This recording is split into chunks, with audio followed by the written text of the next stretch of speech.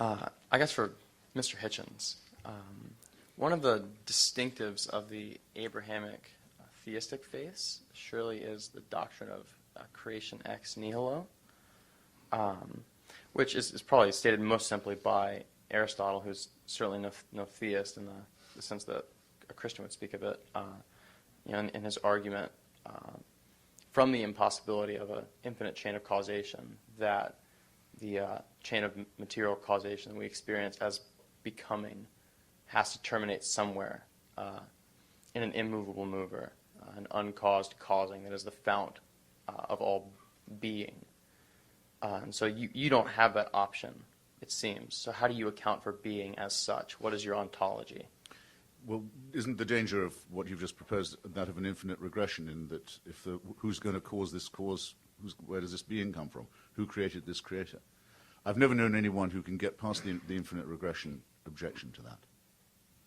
And in any case, if you were to advance that theory successfully, if you were to say to me, or if you were to get me to say, I can't answer that, I can't disprove it, it could be true, all you would have done was establish the possibility that deism was a reasonable position to hold, which I would say that until Darwin and Einstein it probably was.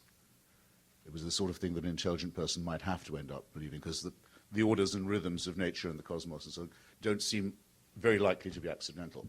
But if you've established deism, you've got all your work still ahead of you to be a theist. You have to show that this God, this person who went to all this trouble with physics, cares who you sleep with, or how, or whether you should eat a pig or not, or what a day you should observe as holy. Now, I don't see how you get from your uncaused cause to that, to the idea that we are divinely created, supervised by someone who cares for us. That's something for which there can never be any evidence. You either have to believe that or not, and as I'm sure Pastor Wilson will confirm, you have to have faith in order to believe it, yes, to begin with. So, and it's not that you can never have. And some of us, I'm afraid, there's no help for this. As Pascal described us, we are so made, we are so constituted that we cannot believe it.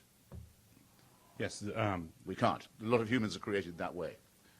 Some can't. Presumably, we're also in the image of God. So. Some can't and some won't. When you say that there's this infinite regress going back, either you have an endless chain of material causality, which has struck many thinking theologians and philosophers as absurd, as something untenable, because you've got each element in the contingent chain is dependent on a previous contingent thing. And so it seems reasonable, and it seemed reasonable to many, to postulate a necessary being that is not part of that chain. And I don't think that that's a compelling argument for God's existence, but having accepted God's existence on other grounds, it's not that I believe that the cosmological argument proves God's existence, but I do believe that God's existence proves the cosmological argument. I think it's true. Ah.